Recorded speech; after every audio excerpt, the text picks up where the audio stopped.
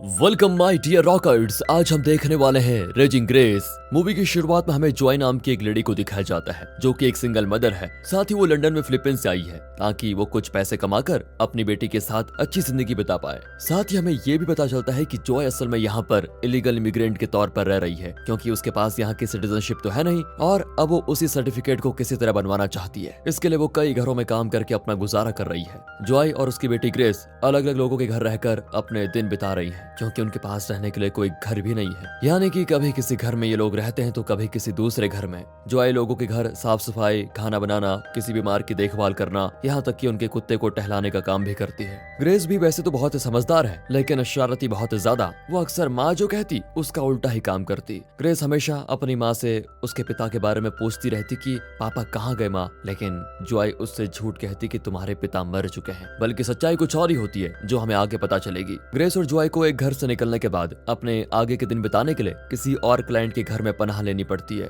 जो कि घर पर नहीं आता। इसी दौरान जॉय एक आदमी से मिलती है जो कि ग्रेस से कहता है अगर तुम्हें सिटीजनशिप सर्टिफिकेट बनवाना है तो तुम्हें अगले मंथ की लास्ट तक पूरे पैसे देने होंगे, तभी कुछ हो पाएगा। फिर इसके बाद जॉय के पास उसके एक दोस्त का फोन आता है जो जॉय से कहता है कि कल मुझे कुछ जरूरी काम है, क्या तुम मेरी जगह मेरे क्लाइंट मिस्टर गैरेट को देख कर आओगी, क्योंकि उनके एक दोस्त ने मुझे ये करने को कहा था। वो इसीलिए क्योंकि उन्होंने मिस्टर गैरेट को काफी दिनों से देखा नहीं था। तुम्हें बस उनको जाकर देखना है और कुछ नहीं करना है। जॉय इसके लिए मान जाती है। फिर वो अगले दिन शहर से दूर एक बड़े से घर में पहुंचती है जहाँ कोई भी नहीं होता। वो कई बार मिस्टर गैरेट को आवाज देते हुए अंदर जाती है लेकिन कोई बोलता ही नहीं। फिर वो पहुंचती है मिस्टर गैरेट के कमरे में जो कि कोमा में पड़े हुए हैं। उन्हें इस हालत में देखकर जॉय अपनी फिलिपीनी भाषा में उनके लिए प्रेयर्स करने लग जाती है जो कि अचानक से जॉय का हाथ पकड़ लेते हैं जिससे वो बहुत ज्यादा डर गई थी, लेकिन फिर खुद को संभालती है और तभी वहाँ पर जॉय किसी के आने की आवाज को सुनती है। वो जल्दी से छिपने की कोशिश करती है क्योंकि अगर किसी ने उसको देख लिया और ये पता चल गया कि जॉय अपने दोस्त की जगह पर यहाँ पर आई हुई है तो वो मुसीबत में पड़ सकती है। एक तो ऐसे ही वो इस देश में लीगल इमिग्रेंट के तौर पर रह रही है, ऊपर से अगर कुछ ऐसा हो गया तो और मुसीबत पड़ जाएगी।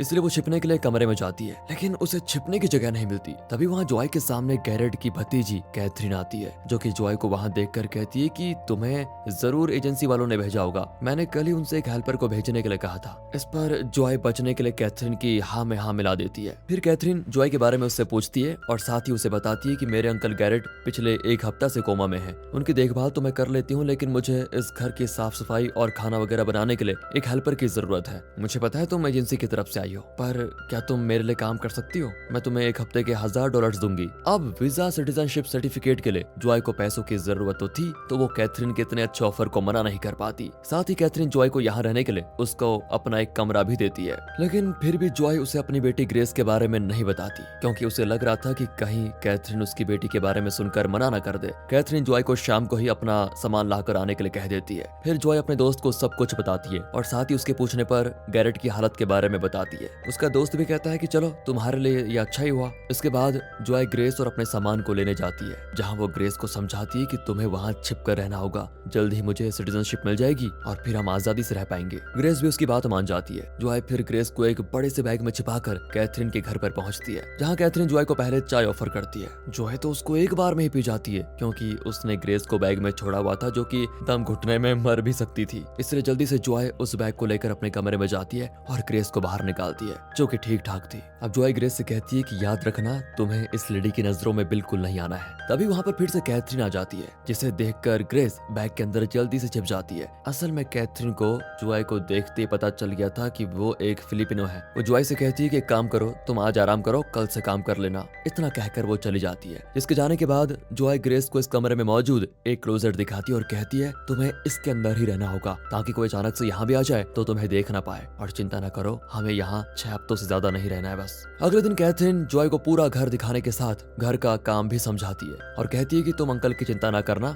मैंने उन्हें दवा दे दी है, मुझे किसी काम से बाहर जाना है, तब तक तुम घर वगैरह साफ कर दो। इतना कहकर वो चली जाती है। इसके बाद जॉय अपने काम पर लग जाती है। वो पूरे घर की अच्छे से साफ सफाई करती है। इसी बीच उसे मिलती है एक चिट्ठी। जॉय उस चिट्ठी को पढ़ी रही होती है कि तभी ग्रेस उसे आकर डरा देती है। अब जॉय और ग्रेस बातें कर ही रहे थे तभी वहाँ कैथरीन वापस आ जाती है और ग्रेस जल्दी से छिपने की कोशिश करती है, पर कैथरीन घर को चमकता हुआ देखकर काफी खुश भी होती है। साथ ही जल्दी जल्दी जॉय कैथरीन को अपनी बातों में उलझाने की कोशिश करती है ताकि ग्रेस जल्दी से छिप जाए। यहाँ बड़ी मुश्किल से जॉय ने ग्रेस को छिपा दिया था, पर ग्रेस कहाँ मानने वाली थी। वो गैरेट के पास पहुंच जाती है जहाँ जॉय आकर उसे कहती है कि अरे मैंने तुम्हें अंदर रहने को कहा था ना, तभी कैथरीन जॉय को आवाज देती है और जॉय ग्रेस को गैरेट के बेड के नीचे छिपाकर तुरंत बाहर जाती है। पर अभी मुसीबत टली नहीं है, क्योंकि फिर उसी कमरे में कैथरीन गैरेट को दोपहर की गोलियां खिलाने के लिए पहुंच जाती है और वहीं ग्रेस भी छुपी हुई है। एक गोली नीचे गिर जाती है, जिसे ग्रेस कैथरीन के उठाने के पहले ही देख लेती है।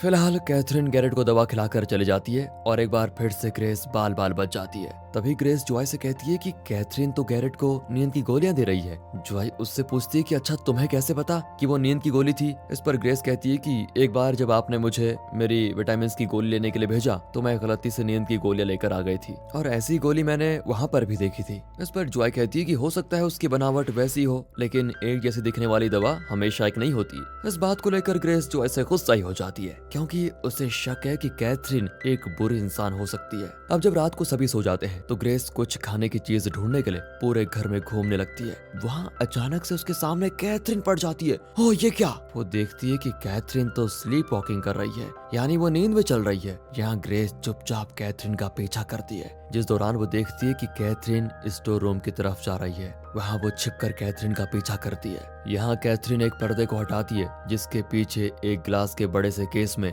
किसी औरत की लाश रखी हुई है, जिसे देखकर ग्रेस डर जाती है, पर वो वहीं छुपी हुई थी। साथ ही कैथरीन नींद में ये भी कहती है कि मैं इस घर को जला दूंगी। अगली सुबह जॉय देखती है कि कैथरीन का मूड कुछ अच्छा नहीं है। उसे प्रॉपर्टी के किसी मैटर के सिलसिले में एक वकील से मिलने जाना है, जिसके लिए उसे कुछ दिन लगेंगे। इसलिए कैथरीन जॉय से कहती है कि मैं कुछ दिनों के लिए यहाँ नहीं रहूंगी, तो मेरी जगह तुम्हें गैरेट को दवा देनी होगी। वो जॉय से गैरेट को दवा दिलवाती है। अब यहाँ जॉय देखती है कि कैथरीन जबरदस्ती गैरेट को दवा लेने के लिए मजबूर कर रही है। वो ये भी दिखाती है कि कैसे दवा के लेने तक गैरेट के मुंह को बंद रखना है, जो बात जॉय को अच्छी नहीं लगती। फिलहाल कैथरीन जाने से पहले इस हफ्ते के पैसे जॉय को देकर चली जाती है। अब उसके जाने के बाद जॉय देखती है कि ग्रेस सही कह रही थी, कैथरीन गैरेट को नींद की ही गोलियां दे रही थी। इसी बीच ग्रेस जॉय से वो बताने की कोशिश करती है जो उसने पिछली रात को देखा था, पर जॉय उसकी बात नहीं सुनती, क्योंकि उसे अभी कुछ याद आ गया है। इसलिए वो भी ग्रेस को ठीक से रहने के लिए बोलकर बाहर चली जाती है। दरअसल जॉय पहले एक नर्स रह चुकी है और उसने ऐसा केयरटेकर कहीं पर जॉब भी की थी, जहाँ उसे कुछ दवाओं और उनके असर के बारे में जानने को मिला। वहाँ वो एक बूढ़े आदमी की देखभाल करती थी, जिसे ट्रीट करते हुए जॉय को थोड़ा एक्सपीरियंस हो चुका है। अब क्योंकि वो दिल की तो अच्छी है, तो वो वापस आकर गैरेट के लिए कुछ दवाइयाँ बनाती है। उसने गैरेट की सभी दवाइयाँ बदल दी होती है। फिर धीरे धीरे जॉय की देखभाल से गैरेट सही हो जाता है। वो उठते ही किसी ग्लोरिया का नाम ले रहा था, जिसे देखकर जॉय उसे अपने बारे में बताती है और कहती है कि मुझे आपकी भतीजी ने काम पर रखा है। गैरेट कहता है मेरी कोई भतीजी नहीं है। फिलहाल कैथरीन यहाँ पर नहीं है, तो जॉय गैरेट का ख्याल रखने लग जाती है और गैरेट की ग्रेस से भी अच्छी दोस्ती हो जाती है। एक दिन गैरेट जॉय से उसके बारे में पूछता है, जो उसे बताती है कि मैं फिलीपींस से आई हूँ। ये सुनकर गैरेट कहता है कि मेरी नैनी ग्लोरिया भी वहीं से थी, मुझे तो वो अपनी माँ से भी ज्यादा प्यारी थी। आगे पूछने पर जॉय बताती है कि मेरा एक आदमी के साथ अफेयर था, जिसे जब पता चला कि मैं प्रेग्नेंट हूँ तो उसने मुझे मारने की कोशिश की। इसलिए मैंने आज तक ग्रेस को पता नहीं लगने दिया कि उसके पिता जिंदा है, जबकि इसके पिता ने तो किसी और से शादी कर ली और अब वो अपनी जिंदगी आराम से बिता रहा है। इस पर गैरेट कहता है कि मेरे पास तुम्हारे लिए एक ऑफर है, मैं तुम्हारे सिटीजनशिप सर्टिफिकेट वाला मैटर को आराम से संभाल लूंगा, पर क्या तुम मेरी फुल टाइम केयर टेकर बनोगी? ये सुनकर जॉय तुरंत मान जाती है। अब कैथरीन से निपटने के लिए गैरेट को जॉय की मदद की जरूरत होती है। उसी बीच हम देखते हैं कि गैरेट जॉय से कहता है, तुम मुझे आज से मास्टर गैरेट कहोगी। बीते हुए समय के साथ गैरेट का स्वभाव भी बदल रहा होता है। एक दिन वो ग्रेस से बता देता है कि जॉय ने तुमसे झूठ बोला, तुम्हारे पिता जिंदा है। ये बात सुनकर ग्रेस जॉय से बात करना ही बंद कर देती है और सिर्फ गैरेट के पास ही रहने लग जाती है। अब जॉय को समझ में नहीं आता कि गैरेट ने भला ऐसा किया क्यों, इसलिए वो रात को घर के थोड़ा छानबीन करती है, जिस दौरान उसे ग्लोरिया के कुछ लेटर्स मिलते हैं जो कि उसने अपने घर वालों और अपनी बेटी के लिए लिखे थे। इन लेटर्स के जरिए जॉय को पता चलता है कि ग्लोरिया असल में गैरेट की नैनी थी, जिसे गैरेट बहुत प्यार करता था। लेकिन वो जब अपने परिवार को लेटर्स लिखती थी तो उसे गैरेट का परिवार पोस्ट ही नहीं करने देता था। इसलिए ग्लोरिया अपने परिवार और फिर अपनी बेटी से दूर होती गई। अब जैसा कि अंग्रेजों की आदत होती है, उन्होंने इस तरह ग्लोरिया को अपना गुलाम बना के रख दिया। ये सारी बातें जानकर जॉय ग्लोरिया के लिए काफी दुखी होती है। फिलहाल अगले दिन हम देखते हैं कि कैथरीन वापस आ गई है। वो घर में हर तरफ जॉय को ढूंढती है, पर वो उसे नहीं मिलती। फिर वो देखती है कि चाय पक रही है, इसलिए वो उसे पी लेती है, मगर पीते ही उसे बाहर थूक देती है, क्योंकि ग्रेस ने उसमें कुछ मिलाया था। फिर वो नहाने जाती है तो इसके लिए ग्रेस ने बॉडी वॉश और हेयर वॉश में भी कुछ मिला दिया था, जिसे लगाते ही कैथरीन के चेहरे पर बड़े बड़े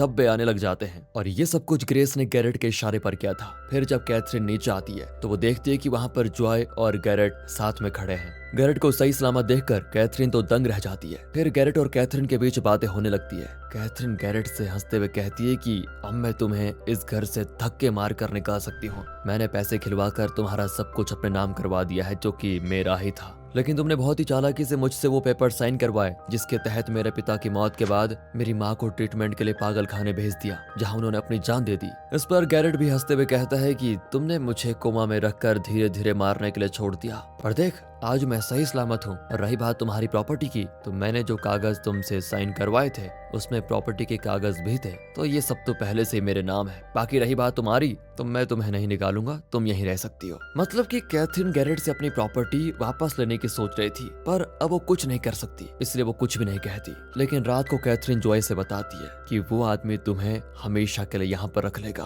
तुम कभी आजाद नहीं हो पाओगी। यहाँ फिर वो जॉय को ग्लोरिया की बॉडी दिखाती है, जिसने जब आखिरकार भागने की कोशिश की तो गैरेट ने उसे मारकर इस ग्लास बॉक्स में बंद करके रख दिया। यही हस्त्र अब तुम्हारा भी होगा। बाकी रही बात मेरी, तो मुझे तो उससे बदला लेना ही है। ये कहकर कैथरीन जॉय को पैसे देते हुए कहती है, तुम भी अब किसी काम की नहीं रही, शायद तुम्हारे खून में ही गद्दारी है। हम तुम्हारी कितनी भी मदद कर पाए, लेकिन तुम ऐसे ही रहोगे। ये पैसे लो और यहाँ से भाग जाओ, बस अपना मुंह बंद रखना। जॉय भी कह देती है कि मदद आप हमारी क्या करोगे, हम लोग आपका घर साफ करते हैं, खाना पकाते हैं, आपके कुत्तों को घुमाते हैं, कोई बीमार है तो उसकी गंदगी तक साफ करते हैं। मदद तो हम आपकी करते हैं, आप हमारी नहीं। इतना कहकर वो कैथरीन के पैसे लौटा देती है और ग्रेस को लेकर यहाँ से जाने लगती है, पर ग्रेस नहीं जाना चाहती। इसी बीच वहाँ पुलिस आकर जॉय को इलीगली रहने के चक्कर में पकड़ने आई है, जिसकी शिकायत गैरेट ने ही की थी, और उस गैरेट को अभी ग्रेस की मदद की जरूरत होती है। इसलिए वो ग्रेस से झूठा वादा करता है कि तुम कैथरीन को रास्ते से हटाने में मेरी मदद करो, मैं तुम्हारी माँ को छुड़वा दूंगा। गैरेट के इसी इशारे पर ग्रेस कैथरीन को इंजेक्शन लगाकर बेहोश कर देती है, क्योंकि कैथरीन इस समय गैरेट को मारने आई थी। यहाँ इंजेक्शन की वजह से कैथरीन को अपने गिल्ड के तौर पर अपने वो सभी हेल्पर्स भूत की तरह दिखते हैं,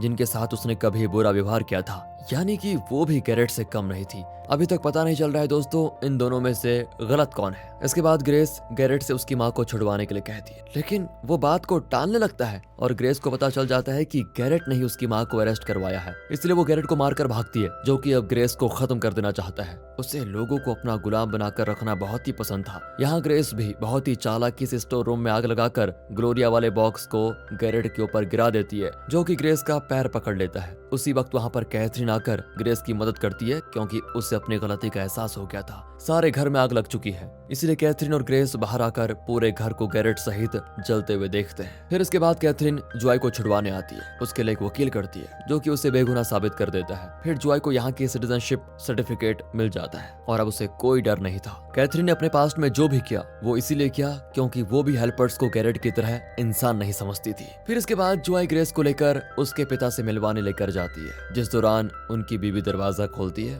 और ये देखकर हम समझ जाते हैं कि अब जॉय में वो कॉन्फिडेंस लौट आया है जिसकी उसे हमेशा जरूरत थी। इसी के साथ दोस्तों ये मूवी खत्म होती है। मिलते हैं अगली वीडियो में, तब तक के लिए गुड बाय, ख्याल रखिए अपना and finally thanks for watching.